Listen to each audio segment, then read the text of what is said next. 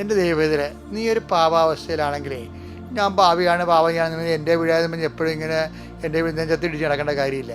നീ എന്ത് ചെയ്യണമെന്നറിയാം, അതാവും പശ്ചാത്താപമൊക്കെ ഉണ്ടാകണം. പക്ഷേ നീ ദൈവസ്നേഹം, ഞാനേ കുമ്പസാരിക്കാൻ വരുന്നവരൊക്കെ ഞാൻ പറയേ ദാറ്റ്സ് ഓക്കെ. അതൊക്കെ നിങ്ങൾക്ക് ഇങ്ങനെ കുറേ പാപങ്ങൾ റിപ്പീറ്റ് ചെയ്യുന്നുണ്ട്, ഐ നോ ഇറ്റ്.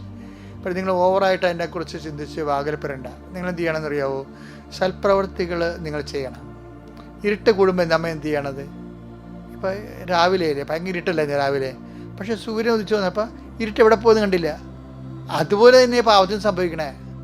അതേ ക്രിസ്തു ഉദിച്ചു കഴിഞ്ഞാൽ, ക്രിസ്തുവിൻ്റെ നാമത്തിൽ സൽപ്രവൃത്തികൾ പെരുകി പെരുകി പെരുകി വരുമ്പോഴേ പാപത്തിൻ്റെ ഇരുട്ടുകൾ മാറി മാറി മാറി വരും. അപ്പോൾ നിങ്ങൾ ഇരുട്ടിനെ ഫോക്കസ് ചെയ്യേണ്ട, വെളിച്ചത്തെ ഫോക്കസ് ചെയ്യണം. പാപത്തെക്കുറിച്ച് കൂടുതൽ ചിന്തിച്ച് വിഷമാകേണ്ട, സൽപ്രവൃത്തി ദൈവസ്നേഹ പ്രവൃത്തികൾ വർദ്ധിപ്പിക്കണം. അപ്പോൾ താനെ താനെ പാപം ചെയ്യാനുള്ള പ്രവണത തന്നെ അസ്ഥിരപ്പെട്ടു പോയിക്കോളും.